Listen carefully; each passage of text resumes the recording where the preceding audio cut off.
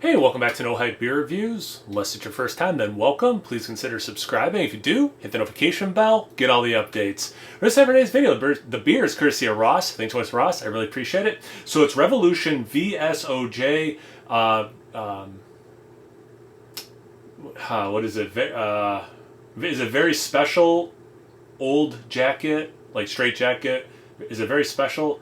Barley wine ale aged in bourbon barrels.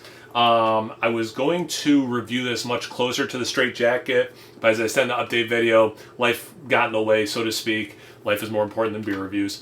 And I just had to do a bunch of projects and stuff, and I was out of town, so it was probably 2.5 weeks ago, probably, so not where I wanted, but whatever. Coming in at 14.4% ABV, and this is the 2024 vintage. So actually at this point, it's a little over 14 months old. Very cool. I didn't look up what is so very special about this. I'm guessing something like maybe longer barrel aging. And if memory serves, this has a slightly lower ABV than the straight jacket I did. Anyway, if I didn't show this, good can art as always. Whatever, that's enough. All right, let's do the review. So it's very dark, almost black, very dark brown. There is some red where it gets a little thinner. It's very beautiful looking beer. Definitely darker on the spectrum of barley wine, but does look like the barley wine realm. About half a finger ahead. It's a dark khaki, not quite into mocha. Relatively compact bubbles. They're mostly sticking inside glass. There's still a thin film on top of the liquid that's not touching the glass. Let's get into the aroma, though. A lot of dried fruit, a good amount of bourbon. I want to say like an uptick in the oak, so I'm thinking, longer barrel aging. Definitely a lot of the dried fruits. Figs, raisins, some dates. You could even get like dried apricot. That's below everything else I just said. Slight molasses, a little sprinkling of cocoa powder. The dried fruits, the bourbon, those are the main things, without doubt. 80% of what I'm smelling. Everything else is fighting for that last 20%. So relatively, negligible based on compared to what I'm, the initial things I said. I don't really get any heat. It doesn't smell like it's going to be particularly hot on the palate. This smells awesome. It's got a nice cohesiveness to it. It could be the over a year in the can. It could be just how it was made. Might have always smelled this cohesive, but all this stuff works quite harmoniously. Nothing is sticking out. Nothing is 88% of it smells this, and this other 12% is kind of I guess it works, but not really, or whatever. 100%, everything's interwoven. That's a better way of saying it. Sorry, I hear Cooper outside barking. Everything's fine. Slow down, Kyle. It's all good. Let's get into the glass. Cheers. Thanks again, Ross. Hope you're doing well. Shanice asked me the other day, she's like, have you talked to Ross lately? I'm like, just through comments. I'll have to send him a text. So after I'm done this review, I'm sending you a text, brother. But anyway, hope you're doing well. Cheers.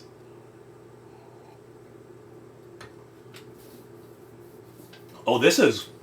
Wow. Wow.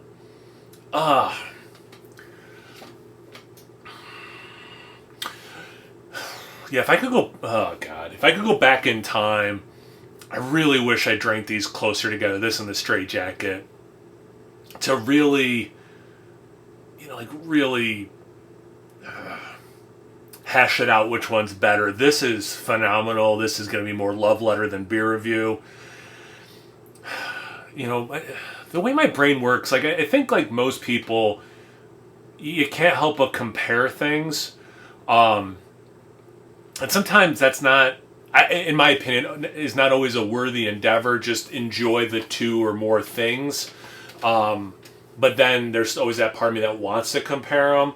The most recent one, nerd alert, it's like the new Superman versus Man of Steel, or any of the other Superman movies, but it seems like those two, because they're the most recent, solo Superman movies.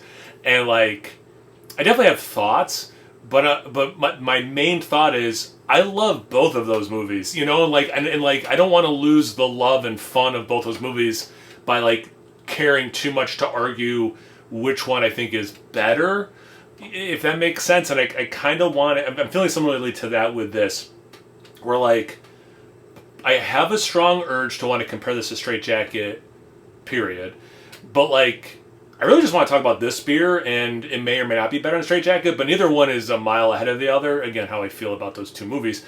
So I think that's why that odd comparison to in a beer review is like coming to my mind. Because I've been ranting for so long, let me take another sip and get back into this beer as it is, just to do this beer justice. He has stopped barking, which makes me happy.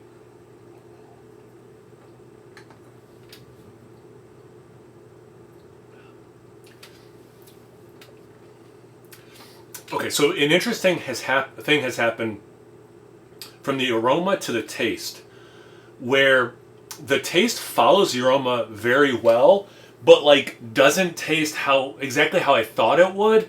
Like you get tons of dried fruit in the aroma, and that is definitely in the taste, but it's almost like if you've ever had date syrup.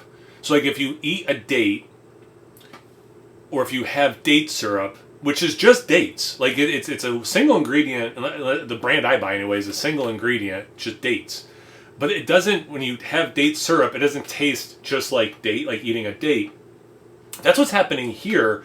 Is it's almost like those dried fruits, things like raisins, dates, figs, a little bit of apricot. But if you had like the date syrup version, and just as a PSA, everyone, if you like caramel, and you do like dates, or you don't really eat dates, or don't think you've ever had a date, do yourself a favor. Date syrup is amazing. It is so good. It has this nice natural caramel kind of a taste with like almost like a hint of chocolate. It's not full on chocolate syrup tasting, but it's so good. Anyway, so like, that's kind of how it is in the taste. So like, yeah, that stuff straight from the aroma, but how it's coming through in the taste is like just tweaked a little bit in a really interesting, cool way. It smelled bourbon-y, but the way it is in the taste, it's hitting a little different. As interwoven as the bourbon was in the aroma, I think it's even more interwoven in the taste. At no point does it, drink like a beer that you added a little bit of bourbon to. Not that that typically happens with beers like this, at least in good ones. Speaking of which, I think part of why that doesn't seem to happen is, yeah, it drinks like a bigger beer, but you don't like get too much alcohol burn. You don't get like a shot of, bourbon taste, shot of alcohol taste. Oak, also more intense, so I'm going to double down that I think that this was aged longer than the Straight Jacket, and that's the big difference. I'll find what the difference is and put in the description box below. Then people can just like read it easily, like, what is the difference between Straight Jacket and this beer. And if I was wrong on the name, what the V.S.O.J stands for, I think it's very special old jacket. I'll put that down there as well. Anyway, back to the beer. For 14.4%, it's interwoven. I don't want to say it's hidden, but it's interwoven. It's never hot for me. Unlike the temperature today, it's another stupid hot day, which I feel like I'm saying in almost every video I'm doing.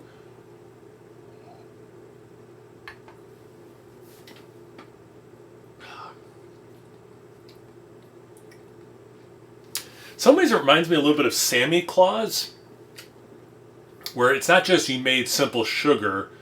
It's not just sugar, but it's like, maybe if you made that with brown sugar or something, like this could be very Christmassy to me, instead of whatever, 90 degrees out right now and humid. Residual sugar on my lips. This is awesome.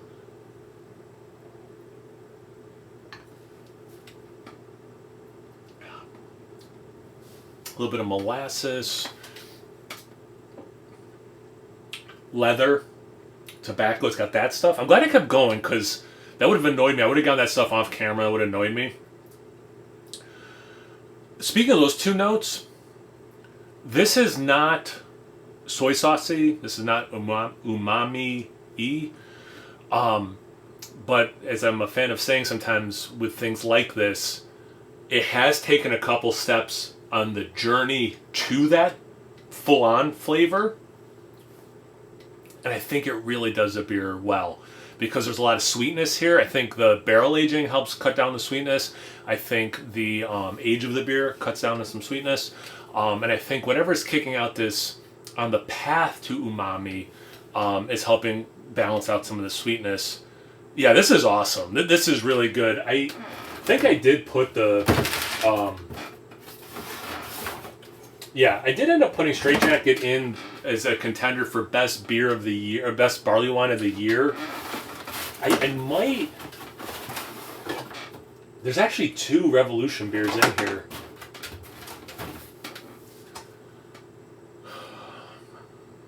I guess it'll be a mystery to you guys. I got to think about if I'm going to kick that one out for this.